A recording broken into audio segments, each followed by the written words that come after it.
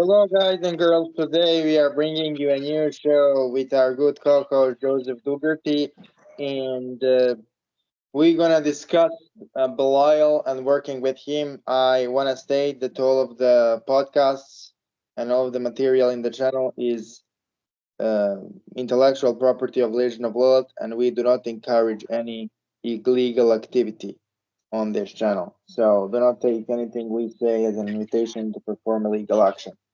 Okay, Joseph, I would let you do the introduction. So yeah, I've been ordered to do a video today. Today is the Mortifer Tower. December 21st is Yahweh or Havayot, however you want to slice it or dice it. It's Belial's birthday today. You can call it Satanic or Saint Nick. Okay, Bairava Sadhaka joined Okay, in. Sean's Welcome, here. Bairava. Excellent. How are you? Outstanding. Bro, you look a lot different without a beard. You look like a different fucking person. Bro, Yeah. I didn't fucking recognize you. Anyway, so can you tell us, let Joseph just finish his introduction so we will then Oh continue. yeah, so the winter time is Belial's chosen time because it's a death and rebirth. When it gets cold, people recognize, or they don't. It doesn't matter. We get around to them in time. They recognize.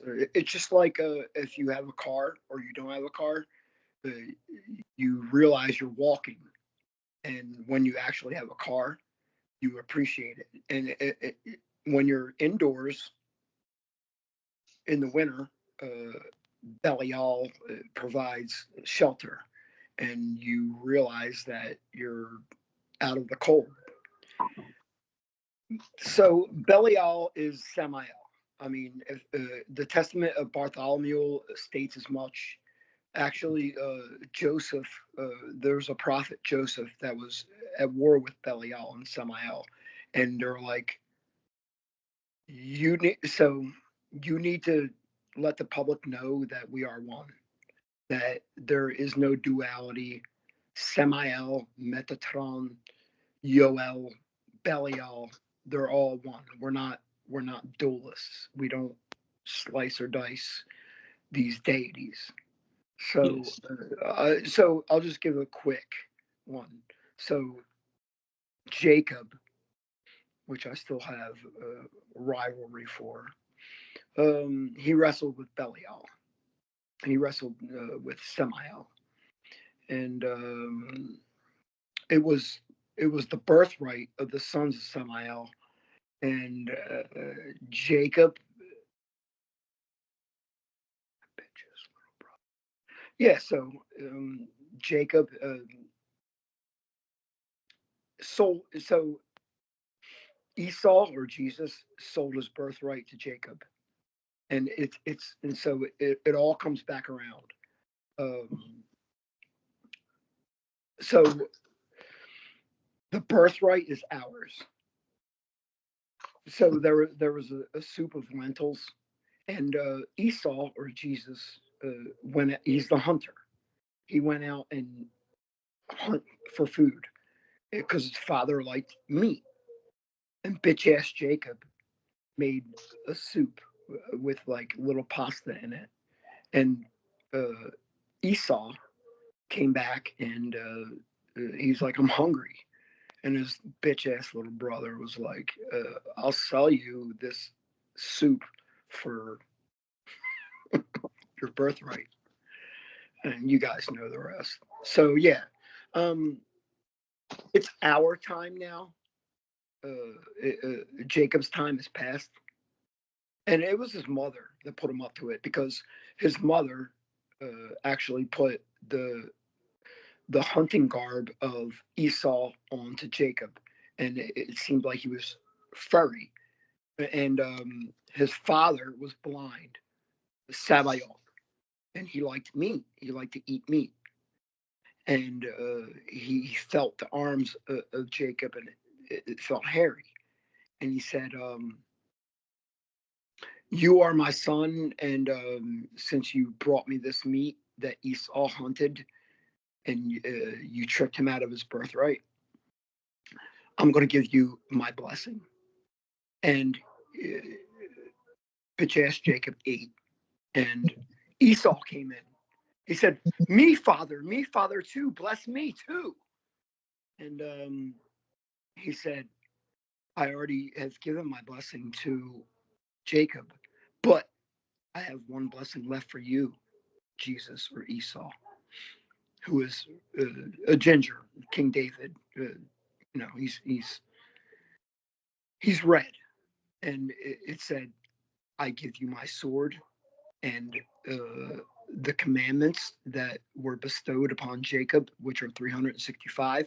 I only give you one commandment, Esau, to spill the blood of your enemy on the ground and cover it with dirt. That is your blessing that I give you, Jesus. So yeah.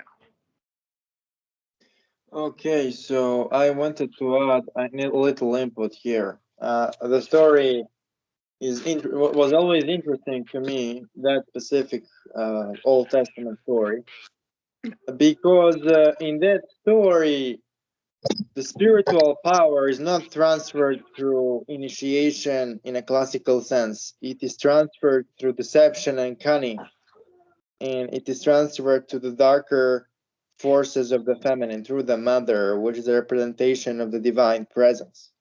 So then again, if we read Jacob's mother as a representation of the divine presence and the soul of man, then it is through the soul of man which seeks God and divinity, even through the means of cunning and through the divine presence, that spiritual power is reached. It is not through necessary formalities. I mean, the formalities have power within them, but the real message is, if you truly seek God, if you truly seek divine, even if you don't know the formalities, even if you use unconventional means, there will eventually be a communion with the divine. And that's an essence of the story. Jacob in the beginning is more like a thief of a character and more like a villain than a character. In the beginning, he is a caricature, but over time, he, through his willingness to communicate with God and commune with the divine, becomes Israel, becomes the Holy One. So basically, that is the point of the story. It's not necessarily about the right of Jacob to be the chosen one. It's about his willingness to sacrifice what is necessary to become the chosen one. And this is where a lot of people kind of misunderstand the story, because Jacob is not Israel because he is Jacob. He is important as Jacob because he became Israel. And that's kind of the point of the story a lot of people don't get. And I'd like to add, if I can, on Yaakov, particularly like in his relation with Esau and how he wore the garment of Esau. I mean, that obviously is allegorical or symbolic of how, like, the Shekhinah, the Holy Spirit, as also embodied in this situation by Yaakov's mother, how the Holy Spirit almost by necessity descends into a demonic or clipotic condition, right? Because Yaakov has to cloak himself in the garment of Esau to receive the blessing of his father. So it shows, what that shows is the necessity to traverse ha klipot or ha sitra akra. Okay. So So if I can add something, guys. Sadhaka for a second. Can I just ask him for the second? Keep like Bairava, what is like your basically perspective on how Vedic mystical terminology and Kabbalah are connected? Because those two terminologies seem to be really difficult to connect, at least to me, but I'm interested in your take on the matter. Well, I can get into that, and I'll try to summarize it as briefly as possible so that Joseph can, Joseph can comment on the whole situation with Yaakov. So, yeah, I mean, right off the bat in Kashmiri Shaivism, the deities, as I explained, are believed to be the vowels or the letters, 51 vowels. They're not actually deific forms personified as statues. In the highest, most esoteric teaching of Kashmiri Shaivism. Another big thing is that the first letter, the singularity in the Hebrew Kabbalah is Aleph. The same thing in the Sanskrit alphabet. In the Sanskrit alphabet, the A represents Shiva, or the singularity. And then when the A is combined with the last letter of the Sanskrit alphabet, Ha, which is the Shakti, they combine and they create a mantra which is called Aham. And this mantra is not spoken, it is just internally known, which means I am, as in I am one with God. Okay, so now the I am revealed to the highest mystics of Kashmiri Shaivism and of the Vedas.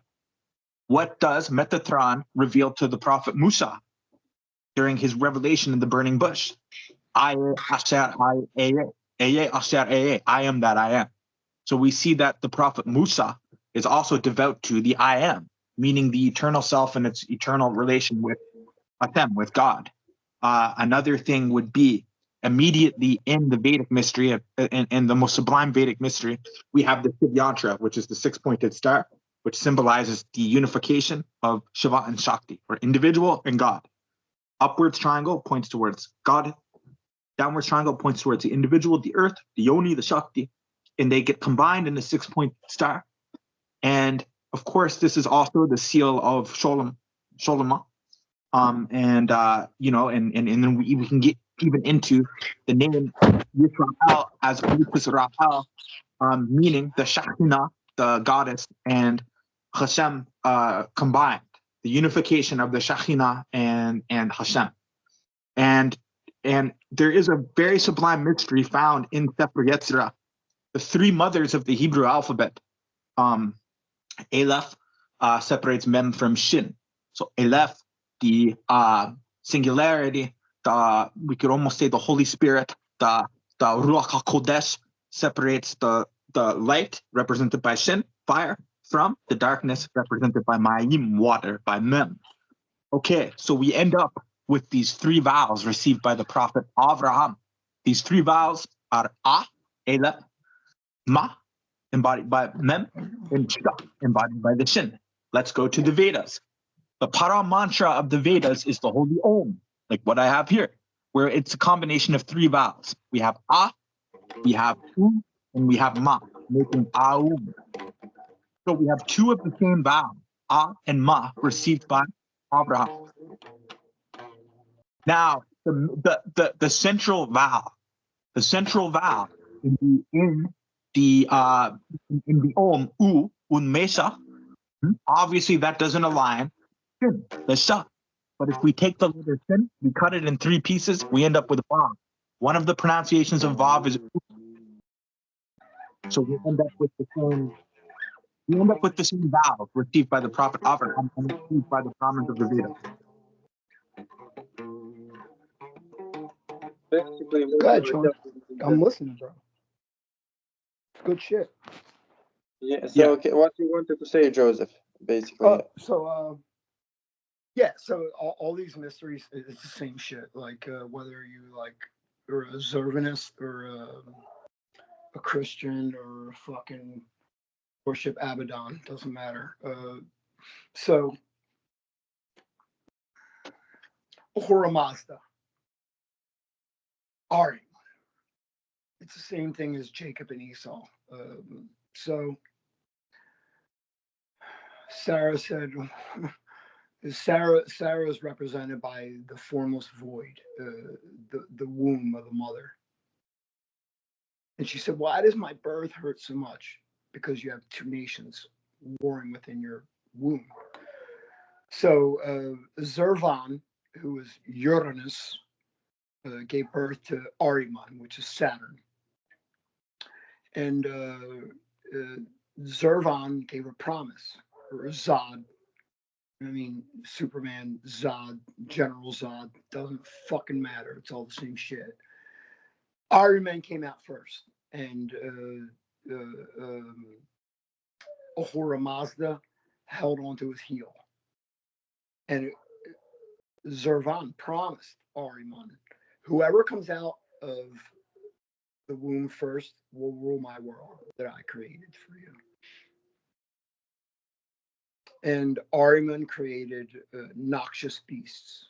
Not because Ahriman couldn't create holy angels.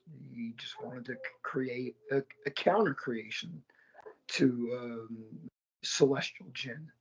So jinn are just non-corporeal beings that befriend us in our life experience, and they recognize you for who you are. And if you worship, to worship just means you work for. To worship a being just means that you work with each other.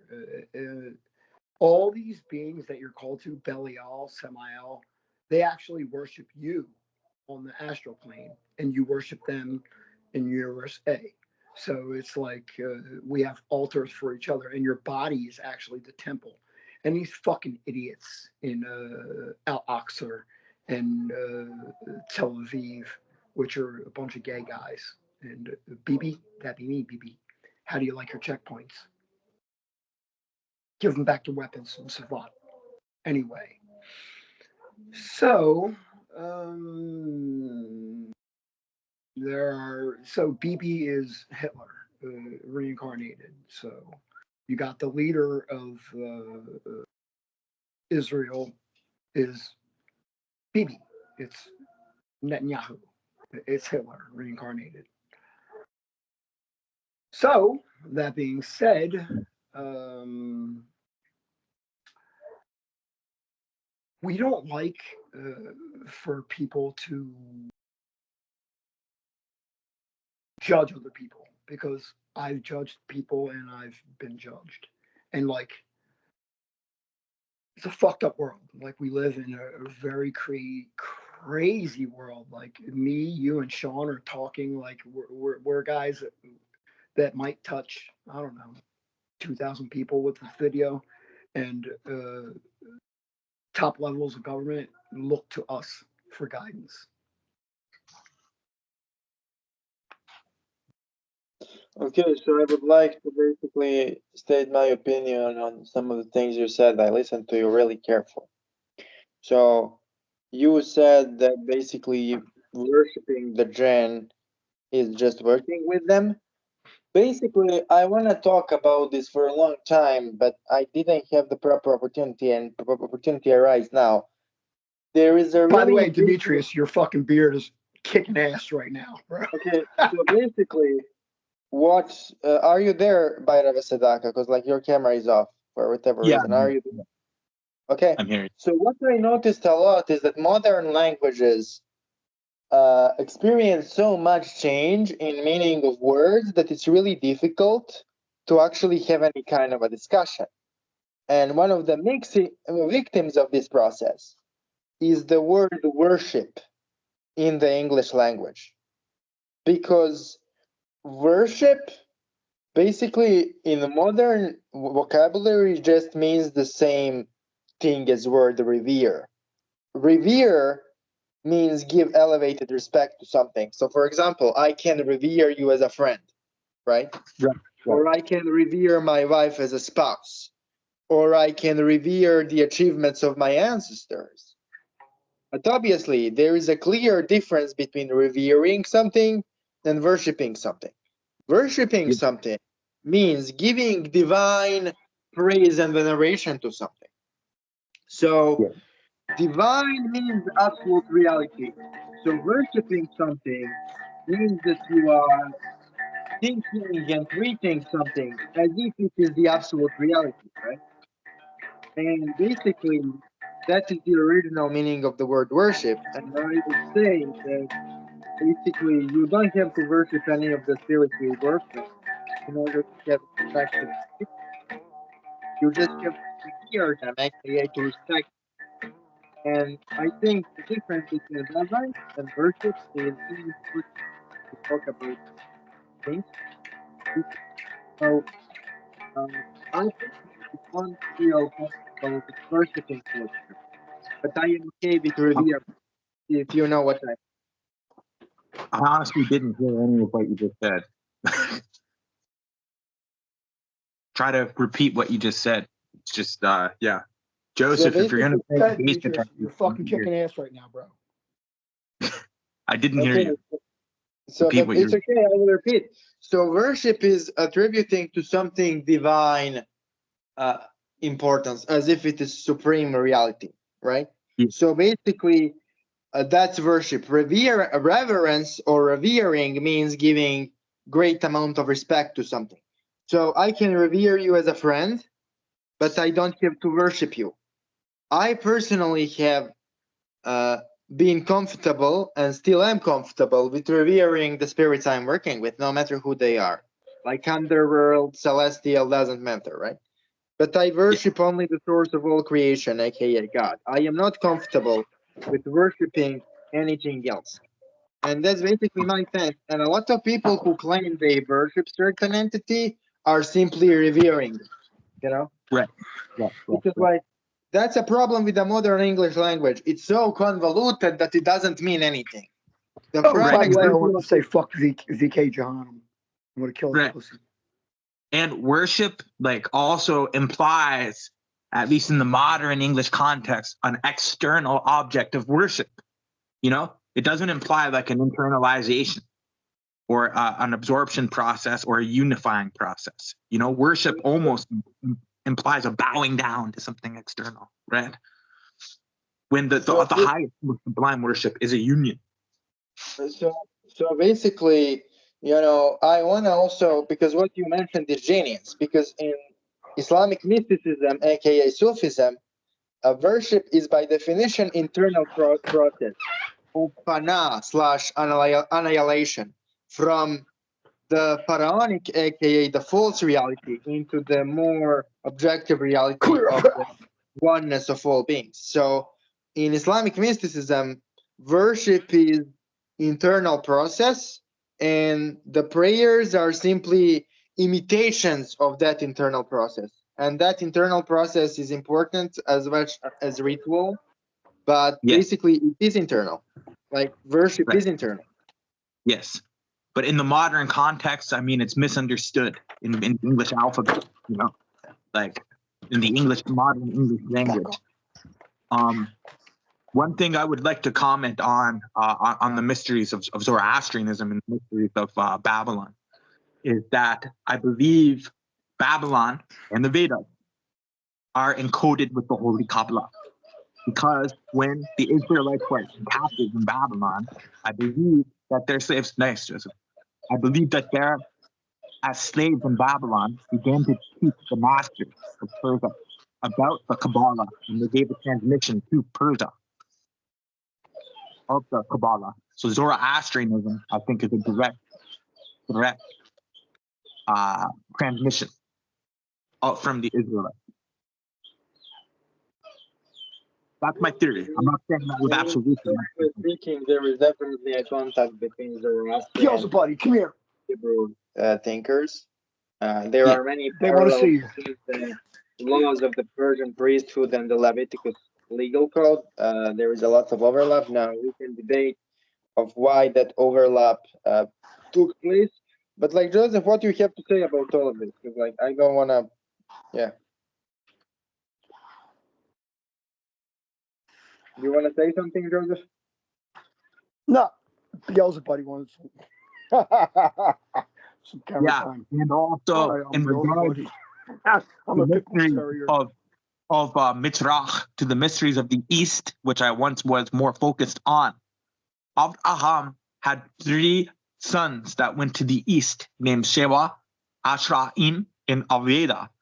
And I do believe Abraham lived a couple hundred years before the transmission of the Vedas. So it appeared as though his sons could have gone east, and they could have encoded the Vedas with the revelation of Sefer Yetzirah, 3 mothers, and that became the pra-mantra of the Vedas. And it's also one of, like, Om is one of the 72 holy names of God as per the Kabbalah.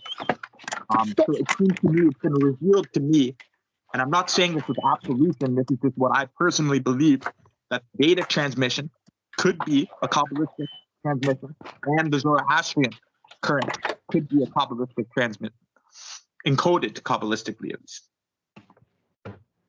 I mean, what I personally think, we are just discussing, is that basically mystical experiences of all kinds are physiological thing, and because they are objective physiological states, they are pretty much similar across all cultures. But different cultures use different terms to describe the same thing. So obviously, I think that's the reason why you have so much similarities between folk Serbian magic and Aboriginals and Native Americans and Vodka. Kabbalah and Sufism, all of those things.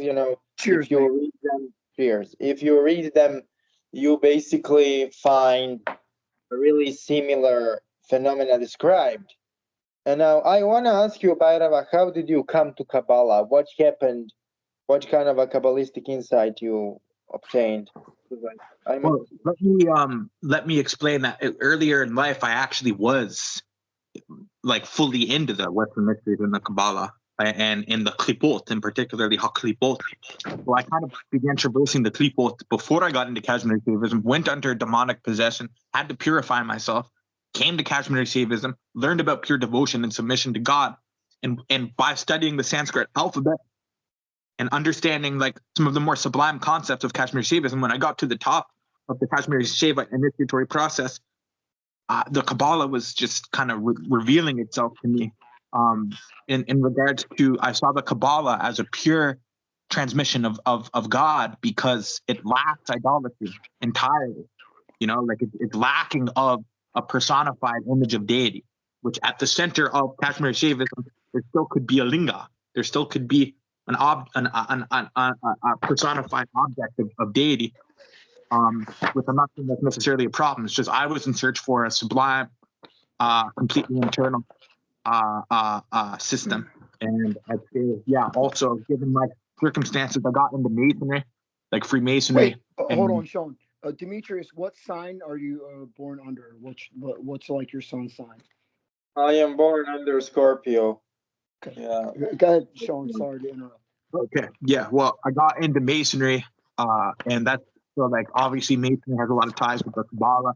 That had to do with my immediate environment and where I was living and connections I had and friends and stuff. And yeah, and then slowly but surely I've kind of gotten quite deep into Kabbalah, and I'm still a student. I'm by no means am I an authority in either Kashmiri Shaivism or Kabbalah. I don't consider myself an authority or a teacher of any of those systems. I'm still an adept and a student, and I'd liken an occultist, a real occultist, should be adept in multiple different currents.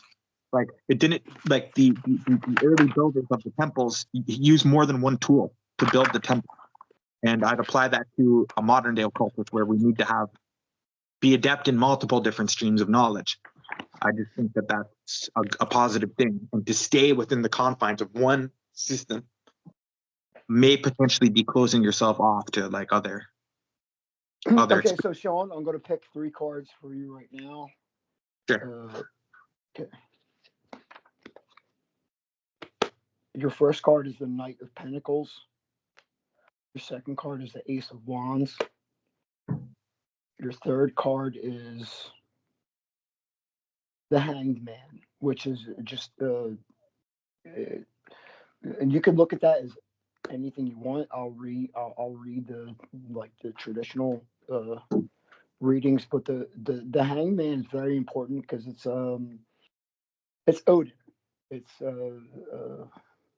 so it is said that Shemhazai hung himself on the constellation of Orion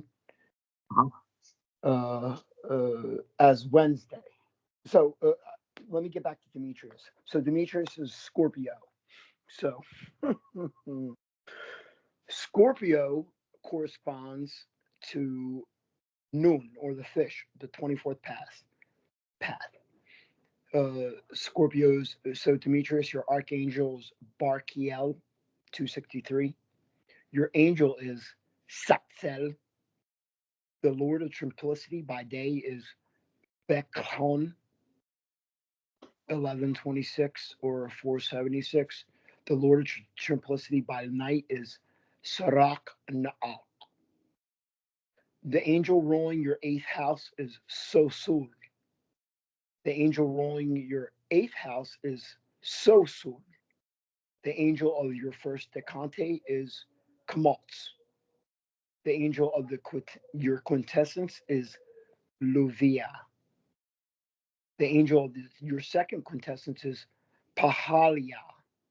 The angel of the so I'm just going to read off your angels: Nundahar, Nelakiel, Yael, Yuthrodiel, Meliel, and the angel on your sixth house, which guards over you, is Havayot. Your Klipot is Nehesh Therion, 1674 or 1024. That means the brazen ones or the brass serpents, coppery, brass. Your goetic demons by day that guard you are Ipos, Amy, Nibirius. The demons that guard you by night is Amy, Uriox, Nahula or Vapula, and the angels in your first quintessence are Beur. The second one is Bifrons. The third is Gusion. And the fourth is Uval, Vual or Volval. Citri. So Citri is known as a demon, an angel by day, a demon by night. But so Citri is known as a spirit that can make women take off their clothes in your presence. So Hagente, your color is blue/green. Your incense is benzoine opanox. Your trump is the eight of death, which is symbolizes new beginnings. Five of cups, six of cups, blah blah blah. Your tribe of Israel is Dan, so that's very interesting. So Dan, and so Dan is one of the. So there's two tribes of Israel. There's 12 tribes. There's two tribes of Israel that were outcasts: the Canaanites and the tribe of Dan. So the tribe of Dan were the assassins. They act as the left hand of God. They get all the tough jobs, and we don't get our hands dirty. But so you're of the tribe of Dan. Your apostle is Philip. Your minor prophet is Obadiah. Your geometric figure is Robedos. Your mystic number is the 24th path, 300. Your ruling planet is Mars. You're exalted in Pluto. Your detriment is in Venus, which means love can bring you to your knees. It has brought the best of us to our knees. And your fall is the moon. So none of those things necessarily mean anything negative to you, but as men with between our legs, we got what it takes to be called men, and we are susceptible to women. Yeah, so that's all I have for you. I don't know, when you gave a reading to Bairava Sadhaka, I just saw a lot of chaos coming, so maybe that means something. I saw that like those three cards imply some kind of a destruction coming next year. Not just for his personal life, but also for mine. It seems that this reading was somehow affecting or predicting things for multiple people. Mm. And We're what all is really connected. interesting is every time I would get a hanged man anywhere, it would imply a sort of travel in a physical sense. So it looks like we are going somewhere in a physical So sense. Demetrius, I have a message for you right now. Whoever the woman that you're seeking after, you should definitely plant a seed in her womb, so your progeny lives. I wouldn't do anything. Like right now, I am not interested in all of that. I just Yeah, I mean, it doesn't have to be that girl. But I I you don't you want to could definitely, look. I want to like escape on a hill for a while. You know what I mean? Like yeah. camp on But a hill for like a as month. long as your son or your daughter lives, it doesn't matter if we die. I mean, here is the thing. I already have nephews, so my line is not dead. My brother already No, I procreated. get it, brother, but you need to.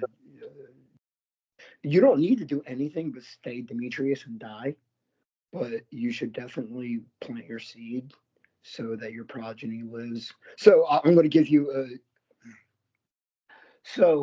And you're right on the money. It was about 1 year, and you said in one of our prior interviews that Cold War has to end once.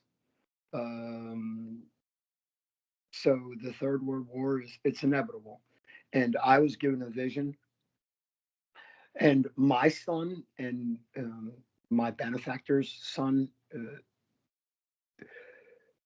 It was about a year. They looked about a year older than they are now, and I was looking out my window as I am now, and two black Suburbans pulled up, and men in black jumped out, and they had the codes to my door, and they're like, "We don't know where you're going. We know that we have to get you and your family to a safe location." And the next thing I knew, we were being transported to a rendezvous point. And if you ever went to a bank and you seen, you put the money in the capsule and it goes in the thing, that's what it looked like we were traveling through at the next point. So it was like a maglev train, and we were transported to a safe location, and they didn't really care about um, my child's mother or my friend who was a female and her son, and they didn't really care about us. They wanted to know the geometric blood codes of our children, so we can carry on with the human race. So like we already did our jobs. Like once you have a child, your job's done. You can you want to support your children and your progeny. That's your legacy. But this world will be destroyed, and your children, depending on their blood codes, uh, they may be important enough to be kept around. Most of us will not. Just like Shemhazai, I mean Og and Magog. So it's said that Og it was the male giant and Magog was the female giant. She died in the flood. Og held on to Noah's Ark, and it's said that Og is the grandchild of Shemhazai, and his blood code carried on, and Nama was actually the wife of Noah, and yeah, so Ham was an incestuous being. He wanted to have sex with his mother. And disgusting. So Og. So there was genetic blood codes that filtered all. So let me go back. So Og had sex with his aunt, and that perpetuated the line of the giants. And it's said in the Bible, if you read the Psalms, Yahweh said that to the Canaanites and the two outcast tribes, uh, Yahweh said, "As an inheritance, I have given to you the land of Canaan, or Canaanites." And uh, there were, when I gave this land to you, there were few dwelling in it, not many people at all. the land was barren. It had goats that were ranting against each other, and at the time there were angels fighting in Canaan, and now the land is fertile. So there's many vineyards. So there's wine, plants. And so now the land of Canaan is fruitful. Back when Yahweh actually gave it to the sons of Seth, they had to till it, and there was angels fighting there. And now there's wine and food, and yeah, and there's an iron dome over that small area, and God doesn't break promises, and God makes promises to like a bunch everyone around the world, and you can look at the miracles. You could look at it. They're surrounded by Muslims. They're surrounded by Israfel, or so that's another story. You can look at the Iron Dome. It's an actually energy shield, and they launch projectile weapons at the shield, and it just bounces off. And some of the weapons turn back on the people that launched them. So like God, it doesn't play favorites. God is fair and impartial. And when God makes a promise, God doesn't break it. I understand and agree with you that God doesn't break promises in a sense. If the creator of the universe emanates certain energy, it is going to happen one way or the other, right? But what is really important for us is to not abuse that energy flow, right? Do not abuse that divine decree, as you will. And so, you can justify genocide by any divine decree. Genocide is genocide. I mean, you can do genocide if you want to do genocide. You are free to do the genocide, but it's not something which would be justified by spiritual means. Anyway, so I wanted to ask you, Joseph, how Belial fits into all of this, because we have like a discussion about the Kabbalah and Belial and 21st of December. Give me a second. Oh, that's all. So my body. So a lot of mediums say that you can call whatever spirit you want, and that spirit may linger enough to be a microcosm, or you will be an incarnate microcosmic representation of that being. So I have given my body to Belial, and so I don't offer Belial little drops of blood, or so I offer. My body is the temple. So the Masons, they want to destroy Al-Aqsa in Israel to rebuild the Temple of Solomon. So I say, let those fools do what they want. My body is the temple of Belial, and Belial doesn't even ask for much. Belial's like, yeah, make some music, write a book, do something, open a portal, do something with yourself.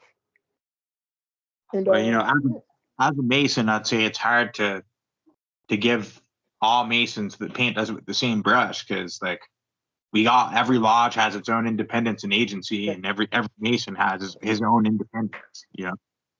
We don't all have the same goal.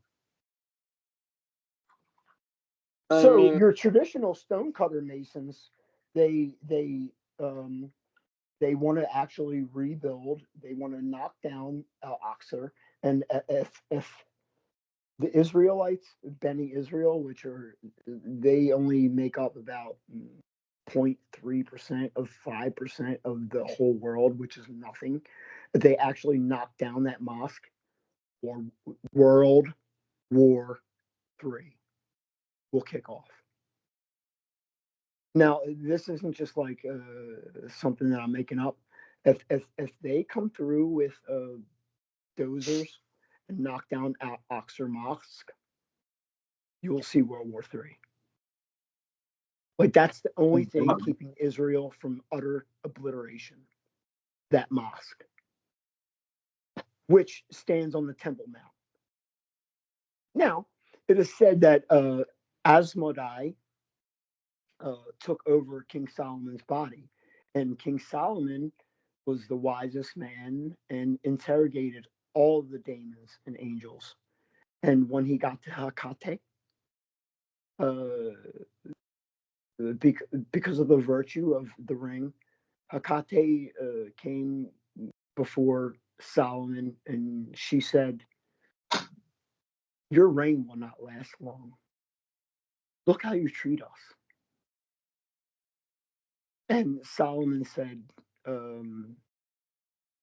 so, you can, this stuff is well documented, and I've learned my lessons. So I know better than to cross Hecate, who is Diana, the triple goddess.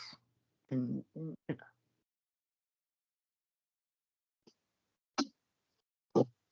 I mean, if we talk about, Goetia, Belial is like an initiator into that entire current in the most fundamental sense. And I just want to connect all of the narratives we have been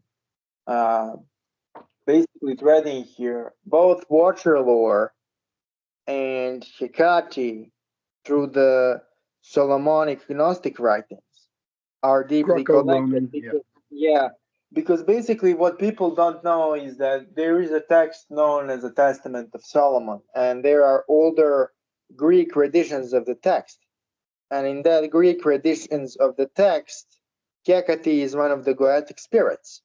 So drawing the connection and emphasizing the connection between Hecate and the Goetia is not a new thing. It's actually a really old thing.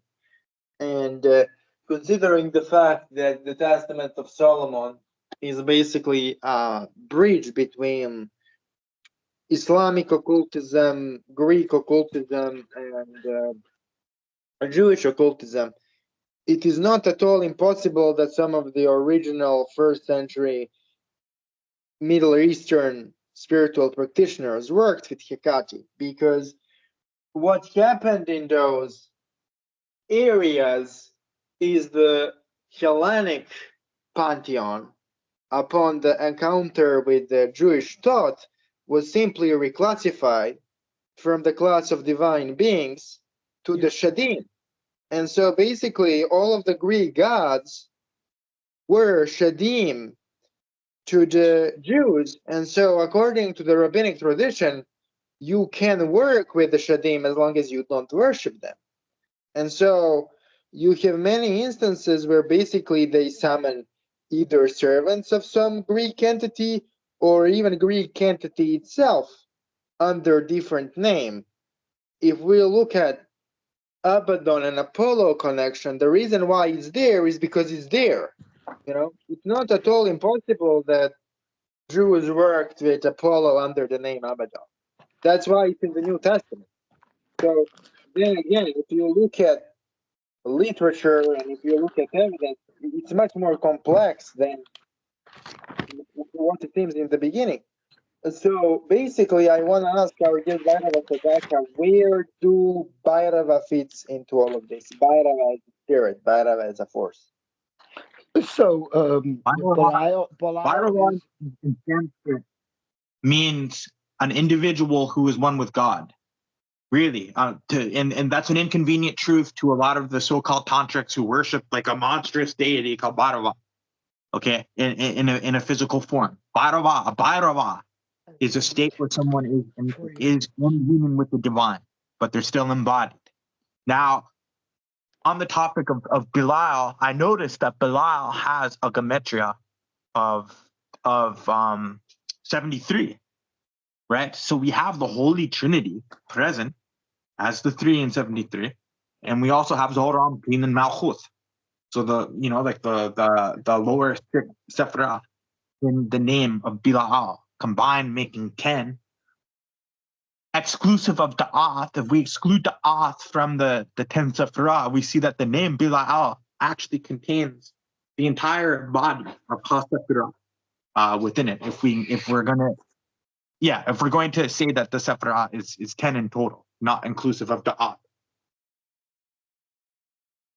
So I wanted to treat you to an invocation of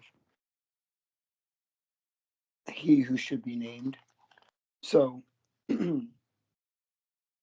I now call you by your true name, Balius, Baal, Bohur, Kevashar, Adonai, he who is the shadow of El Shaddai. Let those whose name I now invoke be bound to each other. And you, as brothers and sisters in your name, Balius, we beseech your guidance and protection for the duration of 1 year.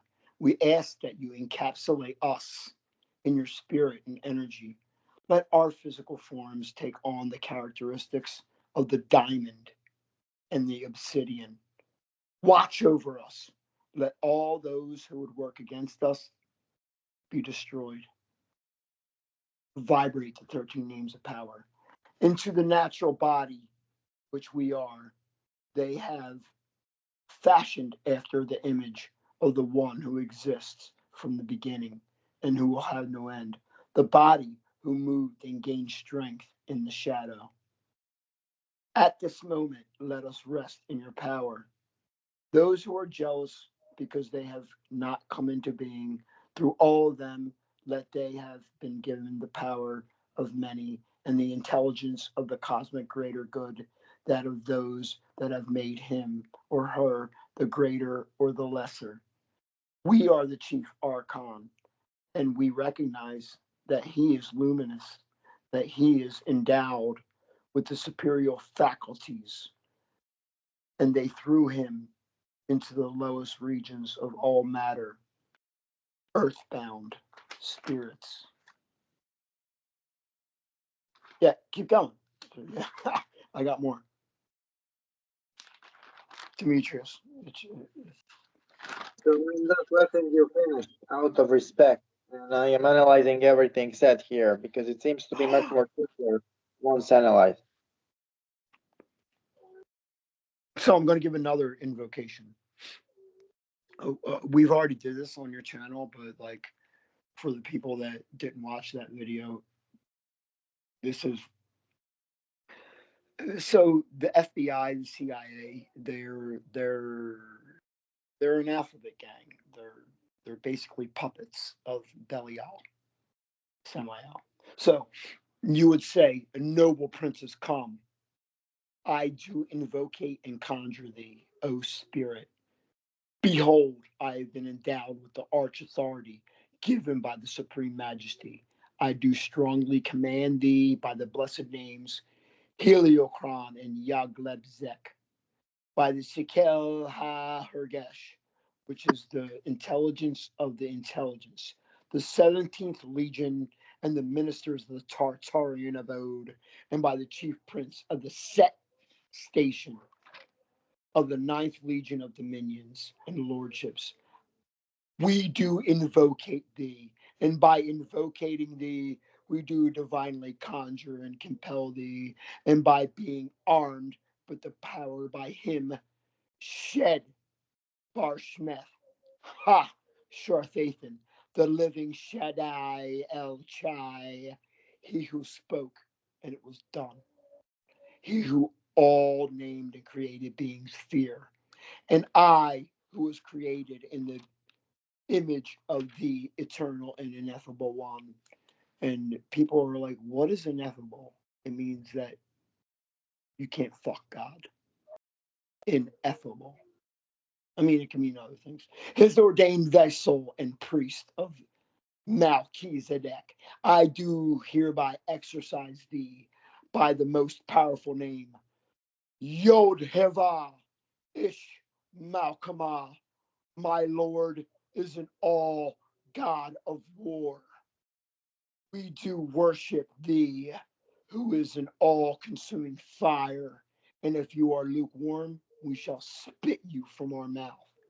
I command thee, by him who spoke the word, and his will and fiat was accomplished, and by all the names of God. Adonai, El Shaddai, El Elohim, Elohai, Elyon, Asher, Ihya, Sabaoth, Vophavah, Yodebaoth, Yoreth, Tetragrammaton.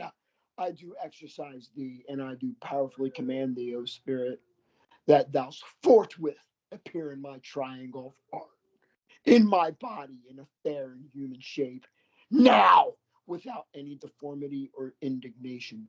I do serve he, whom I bear his likeness, and whose name overthrows the elements.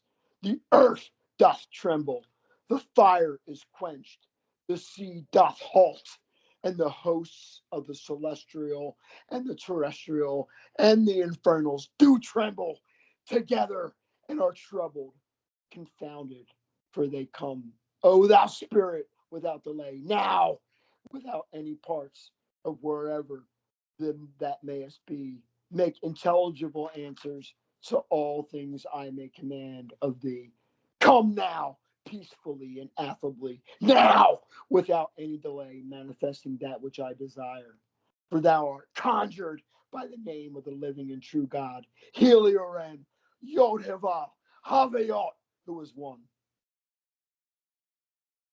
I command thee to persist at my demands until the task is complete. Go now with peace between us. Your license to depart is given.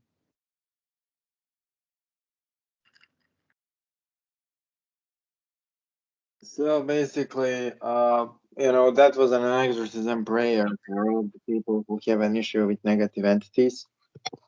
Thank you for sharing it on the channel, and basically, I want to talk about Belial as an anarchy impulse, as a spirit who inspires anarchy impulse in people. So, what is your experience, your individual experience with Belial? Joseph, and also Sure. Bairava. I never knew that you worked with Bairava, so. I want to see if he actually worked with him. He's got his flag. I want to hear. Yes, I did actually. Yes, I did. And that was a long time ago, actually. That I was devout to the deity known as Belial. Yeah. That was. I would say that when I was devout to Belial, I was not prepared. I was not purified. I was not submitted to God. It was for bad reasons. It was for materialistic purposes, and I was basically punished for that.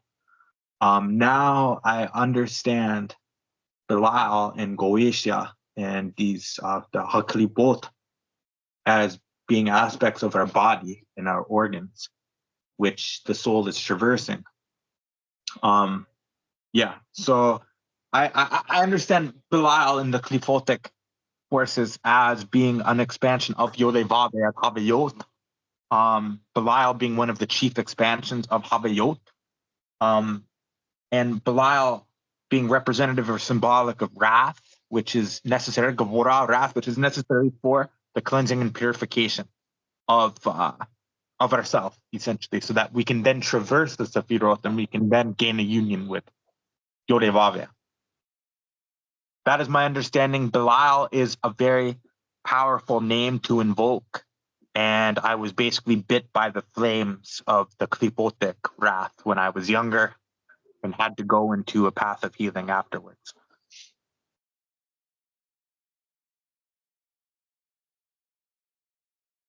So I'm going to give a quick. So we like to do practical, like for people that watch these videos, we like to do practical magic. Like, so if you're standing in a circle, you don't have to give any blood. You don't have to drink any alcohol. You can be totally sober and non-religious. So you want to face true north, and so true north is Zadkiel or Marduk. Anu. Anu. So to your right, which would traditionally be Raphael, but we're not even we're talking about the elder gods. So true north is Anu. To your right would be Enlil. To the south would be Inanna or Anshar or Keshar. And to your left would be Enki Ea. So you could do the Kabbalistic cross um, based on those beings. So the invocation of the ministering angel of judgment, you would say, I hereby invoke the majestic and ineffable Holy One, blessed, sanctified is the invincible name Elohim Gabor, which is the spirit of Mars, the first son of, uh, yeah. So I hereby call upon as witness and commandment chief angel of the holy Kripoth, Haliel. I ask you, O holy angel, to hear my voice and feel my cry, the plea for wrathful avenging justice on behalf of every child that also cries out to the avenging angels of the true and living God, El Shaddai, El Chai, on behalf of every child that has been abducted, oppressed, raped, abused, or murdered by the hands of the guilty, and those under the influence of every reprehensible dark intelligence that hate mankind, and seen that the Holy One, blessed be He, I hereby assume and invoke the authority of Kadosh Bohu. So in the east, you would invoke the name of Yaldabaoth, Yorhevave. From the south, you would invoke Adonai. In the west, you would call upon Leviathan or Ehyeh. From the northern throne, we call upon, and without the holy proclamation, Atah Gabor, El Olam Adonai, Ehyeh Asher Ehyeh, I bring to bear the power of the holy Tetragrammaton. And yeah, so then you would switch to the north, Agla, which is Ata Gabor Elolam Adonai. To the right, you would invoke Yod Hevave. To the south, you would invoke Adonai, or if you're a girl, uh, Adonia. And to the left, you would invoke Ehyeh. I mean, they're all the same names. So when invoking each cardinal direction, draw an astral hexagrammaton with your sword or your index finger, doesn't even matter. Now cycle through your emotions of sorrow, then gratitude, then gladness and plenitude. For we do not work with we so as men in this world, we're all of us are like middle-aged men. We don't work for like we gear towards plenitude and not scarcity. So all the child victims that are about to be avenged by the holy Hayot, and Hayot just means holy animals. So it's said that there are four holy Hayot, and Belial is actually one of the arc seraphim. So there's four of them. So Belial's not actually the top. He's one of the four of the fiery serpents. So seraphim means fiery serpent.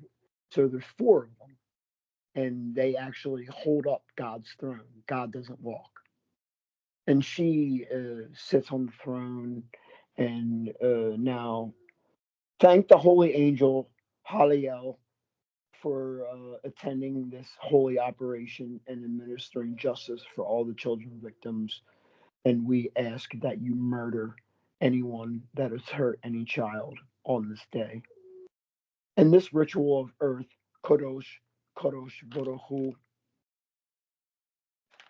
Yeah, so it goes on. It goes on and on. I got like books of the shit, but I did read something else. So I promised Demetrius that I would read something from the Assassin's Creed, not the video game. This is actually like the actual um, Adrenaline current, which is it's an assassin cult.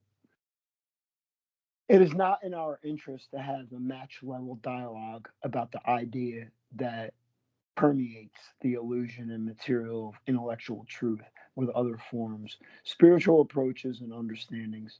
In general, we realize the information that emanates from the occult is greater or lesser or effective or not effective in realization of the mundanes. These uses and the spiritual interests are understood by the flesh as a bridge. That these conditions, however, it is utmost importance for understanding of Adremelech's energy, which is China. I mean, I don't want to put like political things into things, but there are archangels that protect nations, and Adremelech is literally China.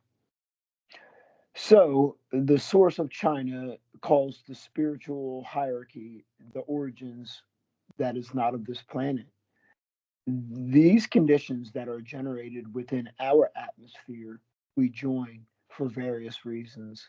And conception is the first great kings of the stars and the planets, them being inhabitants of the great mass energy of our Lord.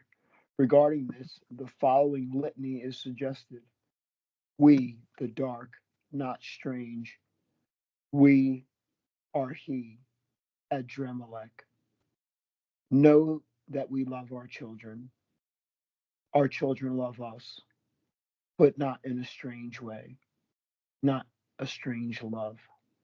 After the golden belt, after the desert of scales, He is everything, the son of eruptions of large, dark Moat.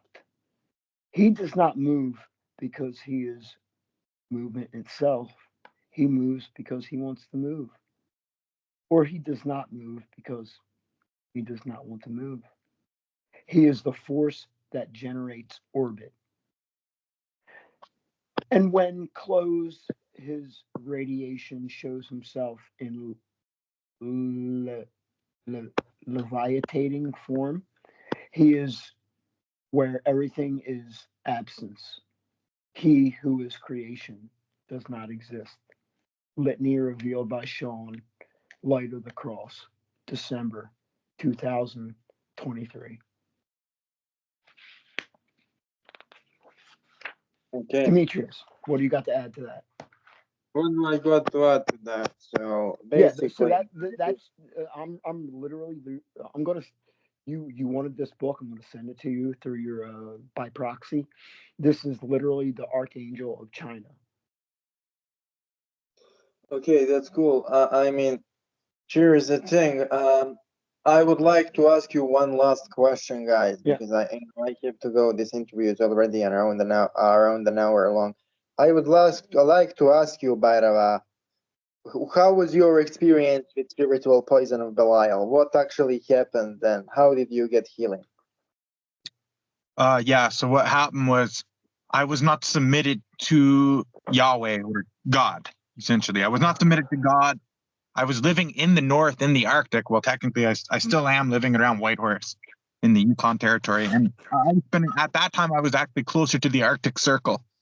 Like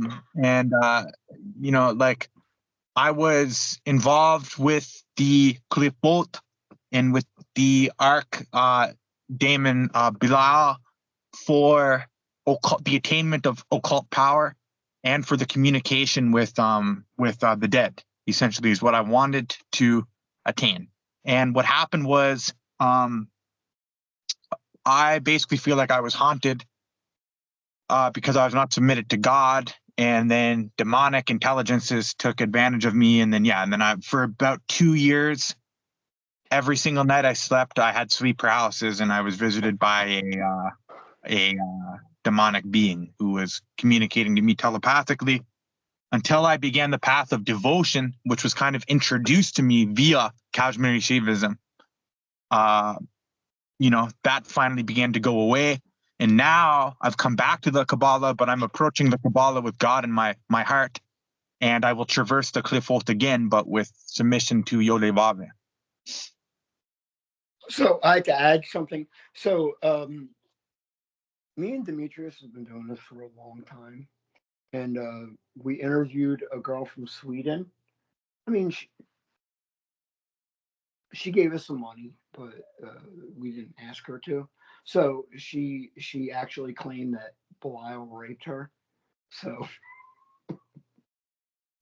this is Mhm. actually a woman, and Demetrius can attest to this. This is actually a woman that could not take care of her own children, and she knew all the names of our wives, and yeah. So we've been accused in the past for being like narcissists, but a forest fire does not. A forest fire just burns. It's not like a. It's not like a. It doesn't have an ego. Like it just does. Here's the thing. So basically, that case was really interesting. I am not. I don't know. Should we bring this publicly, right? I mean, You we don't remember mention the any interview names. I'm talking about, right, Demetrius, with Nobody the knows. girl? Nobody knows who the people are, and I'm not gonna mention any names. But a lot of people in this occult space, basically, they work with spirits who are negative, right? And what happens is they absorb too much negative energy too quickly without connecting to the source and replenishing.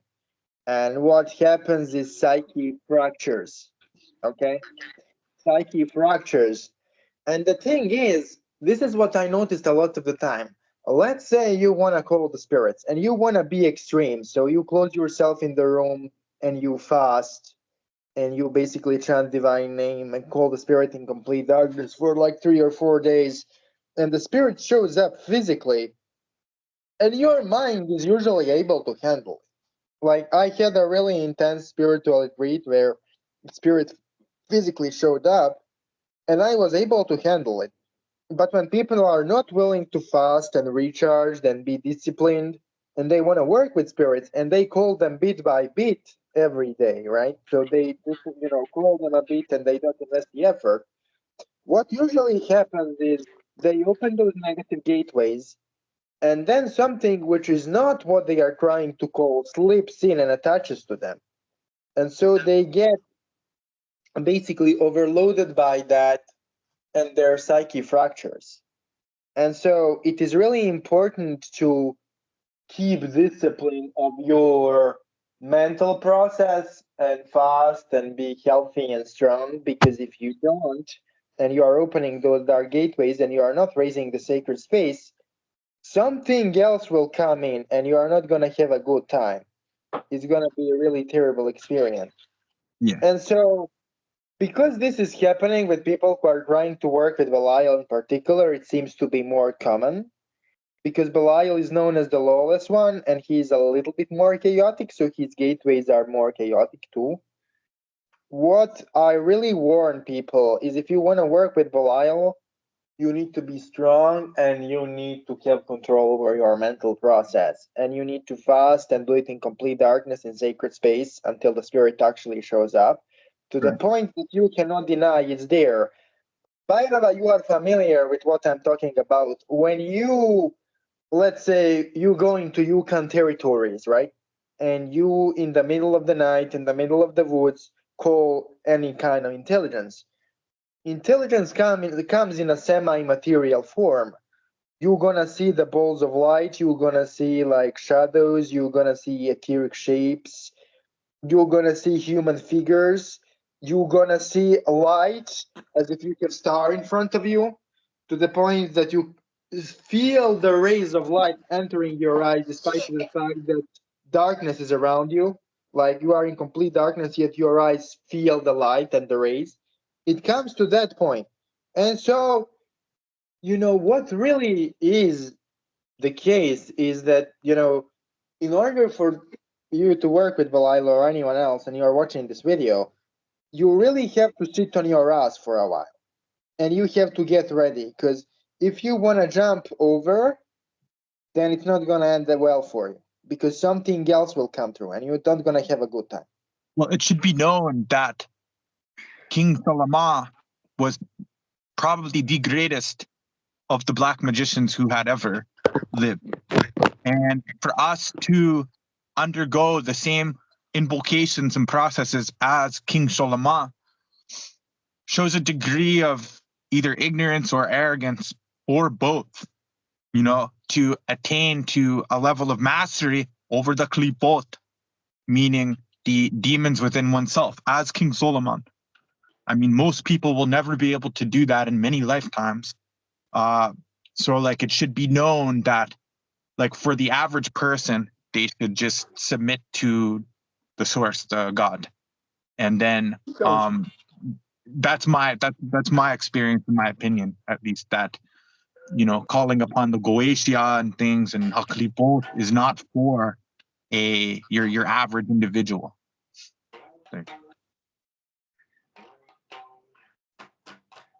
Okay, so so I wanted Joseph, to I would say- like you, Joseph, I would like you to Go, close the Dimitri. interview respectfully, you know, to say something for the end, and then we can go.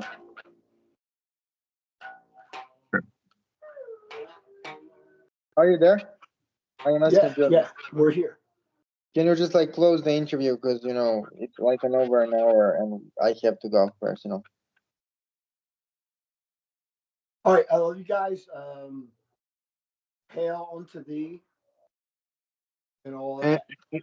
And if you wanna some work done, or you wanna more contact with me or Joseph, contact us through the link in the No, description. you can't Click actually like, subscribe, and this notification bell, yeah, guys. Thank definitely you for watching the go video. to Demetrius's channel. I can't accept any money from you guys. I'm actually like employed by the I mean, government. it's not like I need your money, guys. I would just appreciate for you to like and subscribe and share. Talk to you soon, guys. Okay.